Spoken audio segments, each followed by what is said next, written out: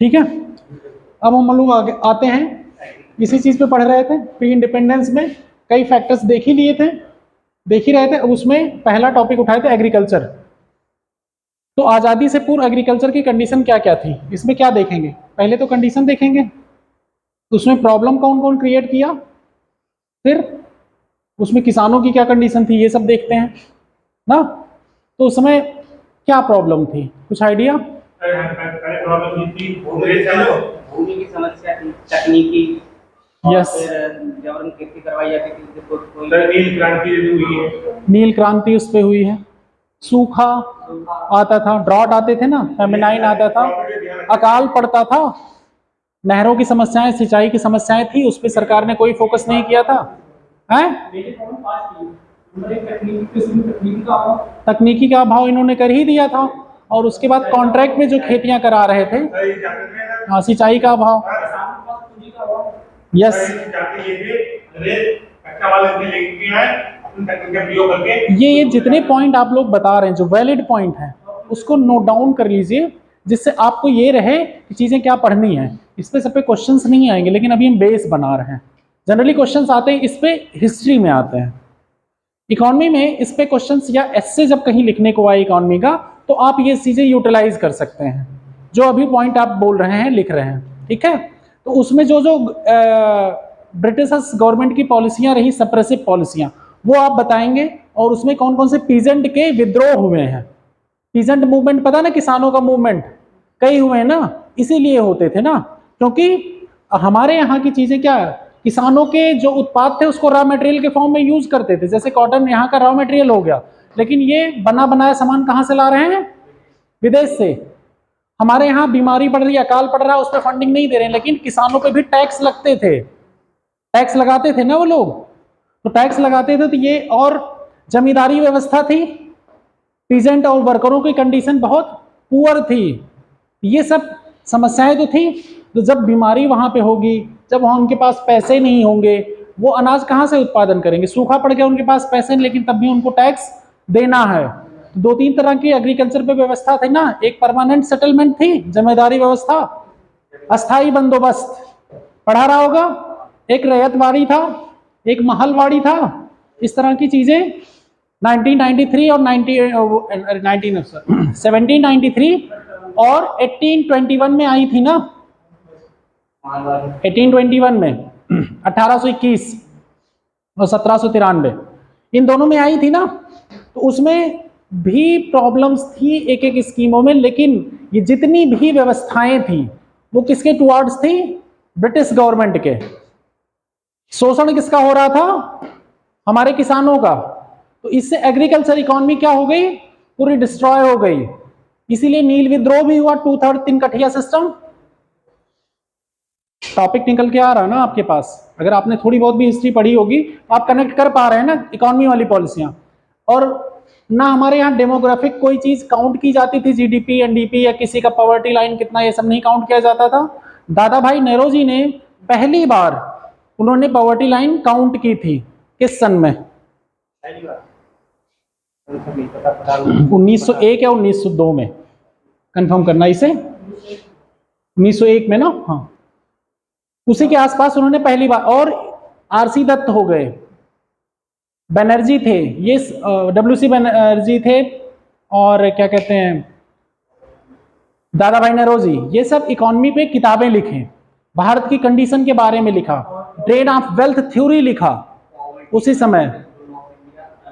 ये सब किताबें इन्होंने लिखी, उसमें इन लोगों ने एसेस किया agriculture condition, different sector assess किया। तो उससे पता चला कि हमारी क्या कंडीशन चल रही है, जो ब्रिटिश सरकार पूरी तरह फोकस ही नहीं कर रही है। कहीं पे सूखा पड़ा हुआ, टैक्स लगाना, लगान देना तो लगान देना है। तो इससे कंडीशन वर्स्ट से वर्स्ट होती चली गई।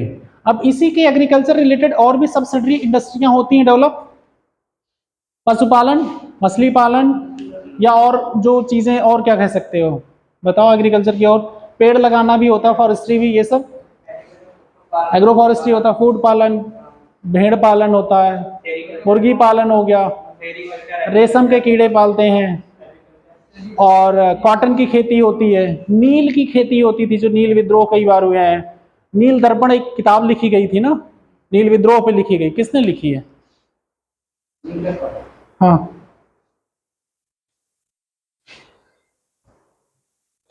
वजाहत।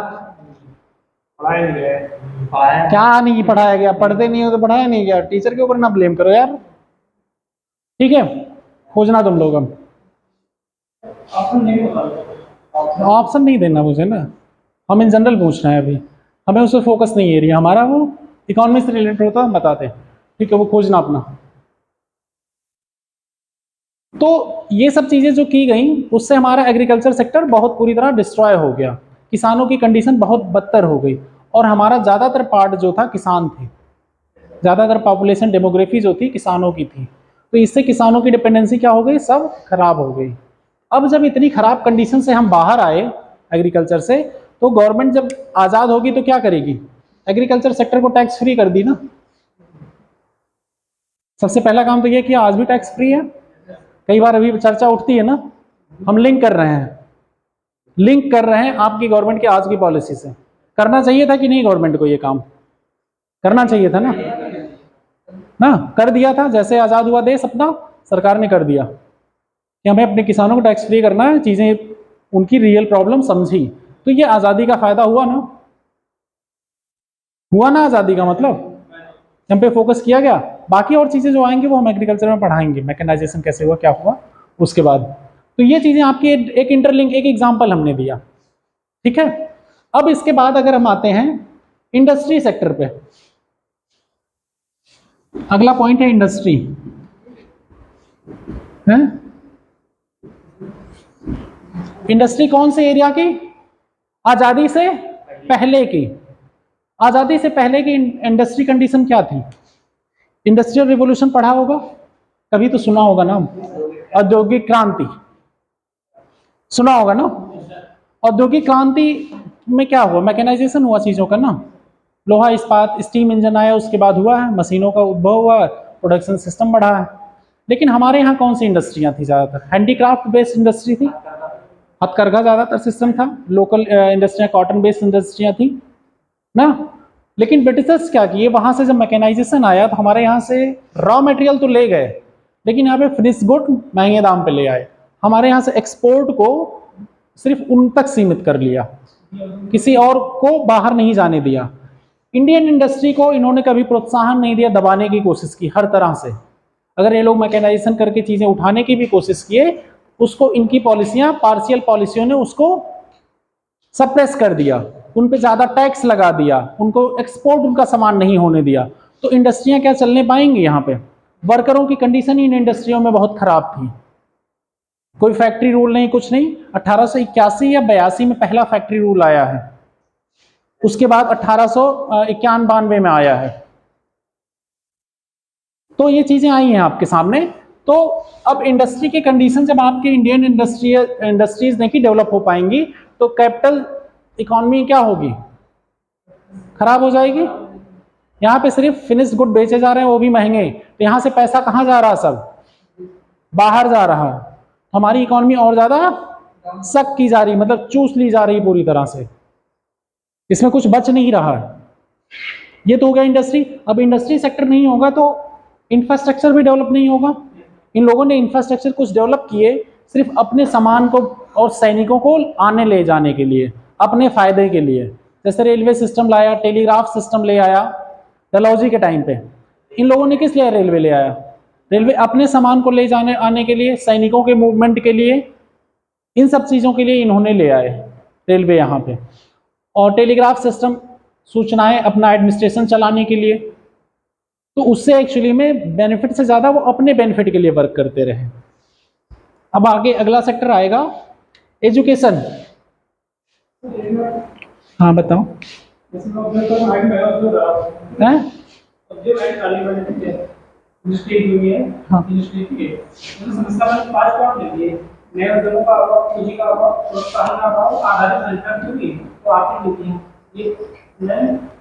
चलेगा, ये तो मतलब ये जनरल पॉइंट हो गए, ये जनरल पॉइंट हो गए बहुत ज़्यादा। तो जनरलिस्टिक पॉइंट ऐसे हैं कि आज भी वो समस्याएं हैं ना। बट आपको अगर पोस्ट आज़ादी से पहले का दिखाना है तो आपकी उन सबके ये एग्जाम्पल देने पड़ेंगे ना, जो जो एग्जाम्पल हमने बोले अभी, जैसे डलहौजी की कुछ नीतियाँ आई, एक्सपोर्ट की कौन सी नीति थी ब्रिटिश सरकार की, ये सब लिखना पड़ेगा। उनका फोकस किस एरिया पे था ये लिखना पड़ेगा। उन्होंने एक्चुअली में एस्टिमेट किया कि नहीं उनकी कौन सी इंडस्ट्री यहाँ पे लगी थी, हमारी कौन सी इंडस्ट्री लगी थी, उन्होंने मैकेनाइजेशन किया, उन्होंने रॉ मटेरियल ले गए। अब इन सबको लिखना है। वो जनरल पॉइंट तो रहेंगे, ऑलवेज हैं, वो हमेशा परसिस्ट करेंगे। ये बहुत जनरलिस्टिक पॉइंट है। जनरलिस्टिक पॉइंट को लेकिन अगर स्पेसिफिक बनाना है तो स्पेसिफिक कैसे बनाओगे, कैसे पता, उन पॉइंट से कैसे तुम इन्फर करोगे कि आप आज़ादी से पहले की समस्या लिख रहे हो, हैं? उस समय के अकॉर्डिंग बताना पड़ेगा, उस समय के एग्जाम्पल कोट करना पड़ेंगे जो मैं बता रहा हूँ। चीज़ें और भी चीज़ें जो किताबों में पढ़ोगे और चीज़ें मिलेंगी, ठीक है, समझे। अब इसमें एक पॉइंट अगला था एजुकेशन का।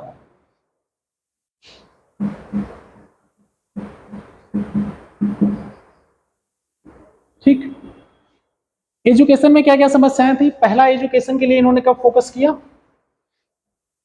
पहला बजट इन्होंने एजुकेशन पे कब दिया था ब्रिटिशर्स ने, हैं? नहीं,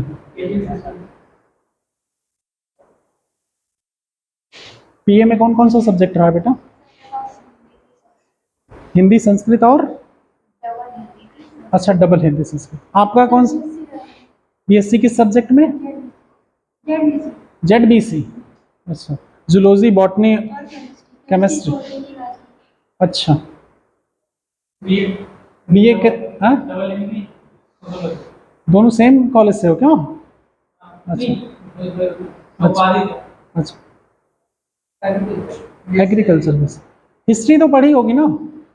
1813 एक्ट में याद आया, 1 लाख रुपए का प्रोविजन पहली बार किया था इन लोगों ने एजुकेशन पे फोकस करने के लिए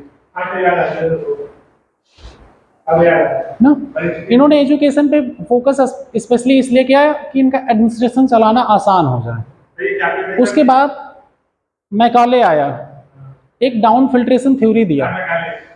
डाउन फिल्ट्रेशन थ्योरी ऐसी थी 1833-35 में, 35 में आया, 35 के बाद आया 35। तो उसमें यह था कि आपको हम सिखाएंगे तो आप 4 लोगों को और सिखाएंगे, ठीक है। उन्होंने लैंग्वेज भी इंग्लिश रखी कि जिससे जो एडमिनिस्ट्रेशन है टॉप पे वो आपसे कम्युनिकेट करे तो आप और लोगों को समझा सकें उनकी भाषा। इसीलिए उन्होंने एक कॉलेज भी खोला था विलियम ने, फोर्ट विलियम कॉलेज, जहाँ पे लैंग्वेज सिखाया जाता, ट्रेनिंग भी दी जाती थी, आप कल्चर वहाँ के सीखो। तो इन्होंने जो एजुकेशन का उपयोग करने के लिए अपने एडमिनिस्ट्रेशन को क्या करें, आसान बनाने के लिए, आसानी से आपकी भाषा समझ सके, आपसे कम्युनिकेट करके आपको मैनिपुलेट किया जा सके, उनको अपने फेवर में लाया जा सके ना। इस तरह इन्होंने पॉलिसियाँ यूज की एजुकेशन की। लेकिन फिर बाद में कुछ और एजुकेशन पॉलिसियाँ हैं जो प्राइमरी एजुकेशन और सेकेंडरी एजुकेशन और कॉलेज एजुकेशन, कई कॉलेज भी बनाए। और हमारे यहाँ के भी कई, जैसे राजा राम मोहन राय के इनिशिएटिव थे, कई कॉलेज, हिंदू कॉलेज खुला था दिल्ली कॉलेज, दिल्ली में भी कुछ कॉलेज खुले थे उस समय। वेस्ट बंगाल में भी, बंगाल उस समय पूरा था, बंगाल प्रेसिडेंसी में भी कई कॉलेज खुले थे। तो हमारे यहाँ के जो प्रणेता थे, जैसे 1920 और इस समय बीएचयू जब खुला 1914 में, वो क्या नाम, मदन मोहन मालवीय के इनिशिएटिव पे, काशी विद्यापीठ 1920 में। उसके बाद कई यूनिवर्सिटियां खुली थी, 2-3 यूनिवर्सिटियां खुली थी। सेंट्रल यूनिवर्सिटी 1857 में 3 जगह यूनिवर्सिटी खोली गई थी सेंट्रल। उसके बाद कई एक्ट आए, उस समय से एजुकेशन पे इन्होंने प्रसार किया और कई नेशनल कॉलेज खुले, नेशनलिस्ट कॉलेज खुले, कई अपने कॉलेज खोले गए इंडियंस के द्वारा। उन सबका एजुकेशन पे क्या पड़ा। लेकिन ज़्यादातर उस समय जो कॉलेज का फोकस एरिया था वो पॉलिटिकल एजुकेशन रहता था, लोगों को अपने राइट्स के बारे में अवेयर करना, लोगों को ये बताना क्या सही है क्या गलत, कल्चरल एजुकेशन देना, इन सब चीज़ों पे मेन फोकस था एरिया। बाकी उसके बाद इकोनॉमी और टेक्निकल एजुकेशन का अभाव था ना, तो इंडस्ट्री के लिए क्या चाहिए, इंजीनियरिंग एजुकेशन चाहिए ना। पहला इंजीनियरिंग कॉलेज कौन सा खुला डलहौजी के टाइम पे? रुड़की इंजीनियरिंग कॉलेज, सुना होगा नाम ना ये, हाँ, रुड़की जगह का भी नाम है वहाँ का। रुड़की इंजीनियरिंग कॉलेज खोला गया। और आज़ादी के बाद तो कई इंजीनियरिंग कॉलेज का पहला मेन टेम्पल ही बनाए गए, डैम को टेम्पल बताया गया। कई IIM IITs खोले गए, उसी समय खोले गए ना। क्योंकि टेक्निकल एजुकेशन चाहिए ना, हमें इंजीनियर चाहिए थे ना इंफ्रास्ट्रक्चर क्रिएट करने के लिए। तो उन सब पे फिर फोकस स्टार्ट हुआ कब? आज़ादी के बाद चीज़ें। तो कहीं ना कहीं एजुकेशन का जो फर्क था, अब पॉलिटिकल अवेयरनेस नहीं लोगों में, अब पॉलिटिकल अवेयरनेस ना हो या लोगों को सही गलत की पहचान ना हो, क्या चीज़ें कैसे मैनेज करनी है, तो एग्रीकल्चर में समस्या आएगी, डेली उनके लिविंग लाइफ स्टाइल में प्रॉब्लम आएगी, उनके इंडस्ट्रियल सेक्टर में एम्प्लॉयमेंट के लिए समस्या आएगी। जब पढ़ाई लिखाई नहीं है तो क्या प्रॉब्लम तो आएगी ना। उसके बाद उन पर क्या समस्याएं और आएंगी, उनको अपनी फैमिली मैनेज करने में। पहले देखे होंगे लोगों के बच्चे कितने कितने 7-7, 8-8, 9-9, 10-10 बच्चे होते थे जनरली, क्योंकि उनको एजुकेशन नहीं थी, उनको किसी चीज़ की, और बहुत ज़्यादा अंधविश्वासों से घिरे होते थे। होता था ना, बीमारियां कई लगती थी, हेल्थ एजुकेशन नहीं है, कोई डॉक्टर नहीं है, तो हेल्थ कहाँ से ठीक होगा? नहीं सही होगा, क्योंकि पहले तो डॉक्टर क्रिएट करने के लिए एजुकेशन देनी पड़ेगी ना, एजुकेशन के बाद मेडिकल एजुकेशन देनी पड़ेगी, डॉक्टर होने चाहिए ना क्रिएट हमारे यहाँ, डॉक्टर ही नहीं तो कहाँ से काम होगा। और भारतीय पद्धतियों को, जो चिकित्सा पद्धतियाँ या गुरुकुल पद्धति, वैदिक, इन सबको क्या किया गया? डिग्रेड किया गया। तो कहीं ना कहीं एजुकेशन का सिस्टम पूरी तरह डिस्टेबलाइज था हमारे यहाँ, समझे? ये अभी एक्चुअली में ये समझो कि ये सब एक तरह से कहानी बताई जा रही है, बेस तैयार किया जा रहा है, इकॉनमी हमारी कैसे डेवलप हो रही है, इकॉनमी की कंडीशन क्या थी आज़ादी से पहले, किन किन सेक्टर में हमें काम करना था। अब एजुकेशन के बाद आप नहर देखिए, रोड देखिए, बिजली देखिए, पावर सेक्टर्स, कुछ ही जगह कुछ ही डैम वैम बने थे जहाँ से बिजली पैदा हो रही थी या कुछ चीज़ें आई थी, ज़्यादा चीज़ों में हर जगह बिजली नहीं थी। तो बिजली नहीं रहेगी, रोड नहीं रहेगी, कनेक्टिविटी नहीं रहेगी। कुछ रोडों पर डलहौजी ने कुछ अपना मैप बनाया था, वो सिर्फ अपने बेनिफिट के लिए, जहाँ पे उससे क्या हो गया था, हमारा पूरा सिस्टम क्रैश था। और जीडीपी एनडीपी का कोई काउंट नहीं, पर कैपिटा इनकम काउंट नहीं, तो कैसे पता चलेगा हम पे किस पे काम करना है किस पे नहीं। उनका मेन पॉलिसीज रहता था कि अपने बेनिफिट पे वर्क करना। ठीक, और कुछ पॉइंट बताओ तुम लोग, कुछ और लग रहा हो आज़ादी से पहले, क्योंकि अब आज़ादी से पहले का जितना था ओवरव्यू मैंने दे दिया लगभग। और कुछ चीज़ें आप लोग, एक 11th वाली बुक है इकॉनमी की, एनसीईआरटी की, ठीक है? दो है, सिर्फ 11th की पढ़नी है, और एक है बराबर में, दो है। 11th वाली एक है, वो डेवलपमेंट करके एक बुक है, ठीक है? पूरा बुक का नाम एक्चुअली में आजादी से पूर्व भारत की, उसमें दिया हुआ है, ये चैप्टर का नाम है उसमें। 11th की पढ़नी है, बाकी ज़्यादा मत पढ़ो। 11th वाली बुक पढ़नी है एनसीईआरटी, एक डेवलपमेंट करके, हिंदी इंग्लिश दोनों में है। उसके बाद 12th में दो बुक है, एक माइक्रो एक मैक्रो। मैक्रो वाली पढ़नी है, ठीक है? मैक्रो वाली पढ़नी है, ध्यान रखना। मैक्रो वाली स्टार्टिंग से एंड तक, ये सब किताबें 1 से 2 बार 3 बार पढ़ना, एक बार नहीं 2-3 बार पढ़ना, तो चीज़ें आपको बहुत चीज़ें क्लियर हो जाए। जब 11th वाली बुक पढ़ोगे ना आप, तो आपको बहुत सी चीज़ें क्लियर होंगी, कैसे आज़ादी से पूर्व क्या कंडीशन थी भारत की, आज़ादी के बाद कौन कौन सी पॉलिसियाँ आई, पॉवर्टी, एक एक चीज़ें अभी जैसे हम स्टेप जाते जाएंगे हम वो चीज़ें एक्सप्लेन भी करेंगे। लेकिन करते हैं करंट अफेयर्स, जब क्लास ली जाएगी तो वो चीज़ें वहाँ पे एक्सप्लेन करा दीजिए। इकोनॉमिक्स में जितनी सारी चीज़ें रहती है कॉन्सेप्ट पूरे क्लैरिटी कर देते हैं, उसमें दिक्कत नहीं होगी। तो ये आपका हो गया ज़्यादातर स्वतंत्रता से पहले का। अब 1947 में जब भारत आज़ाद हुआ, उसके सामने ये समस्याएं हैं। अब उसमें भारत की सरकार क्या करेगी? पहली पॉलिसी उनका एक आया 5 ईयर प्लान सिस्टम, पंचवर्षीय योजना सिस्टम पे उन्होंने काम करना स्टार्ट किया। तो ये चीज़ें अभी हम ब्रेक लेते हैं, ये चीज़ें बाद में पढ़ाएंगे। अभी आते हैं इकोनॉमी की कौन कौन सी थ्योरियाँ हैं। सोशलिस्ट, कैपिटलिस्ट और मिक्स, ठीक है? सर अमेरिका की है पूंजीवादी, की है समाजवादी, भारत के नीति सरकारी होता है।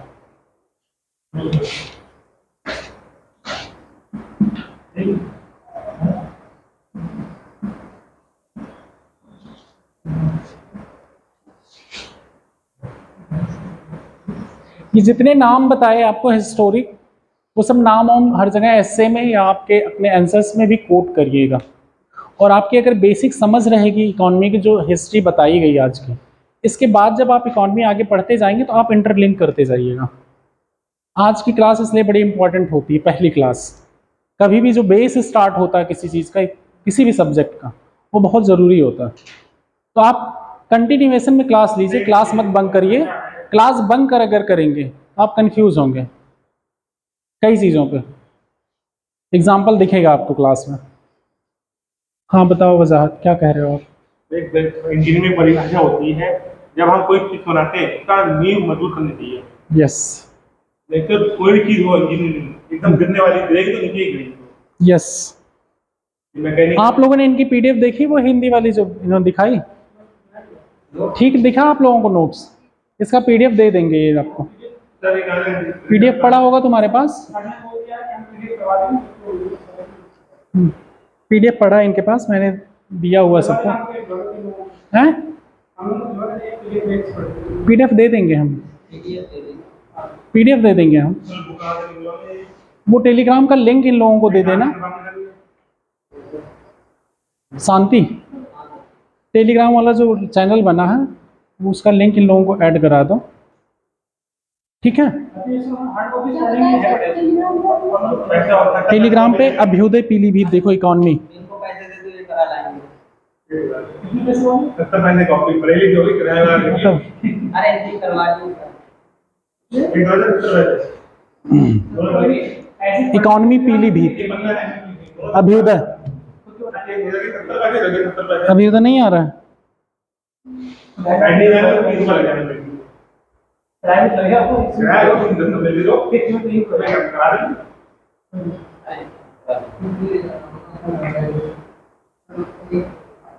लिंक दे देंगे कोई, बेटा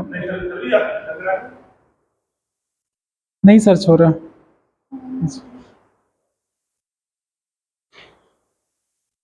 इंग्लिश वाला हिंदी वाला क्या इंग्लिश हिंदी दोनों दे दूं क्या? एक चैनल है और एक ग्रुप है, एक डिस्कशन वाला ग्रुप है, और वो है क्या नाम चैनल है? हैं? क्या हटा दिया था? ऐड कर सकते हो आप किसी को भी। नोट्स की बात कर रहा हूँ सर। नोट्स हटा दिया था, पड़ा होगा ना इनके पास, वापस हम डाल देंगे। व्हाट्सएप ग्रुप में डाल दो। हाँ यही है अभ्युदय। नहीं नहीं, ये नहीं है, ये किसी और का है ना, ये ग्रुप नहीं है।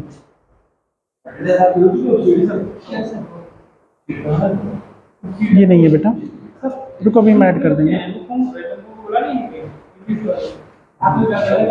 हाँ देखिए कितना टाइम।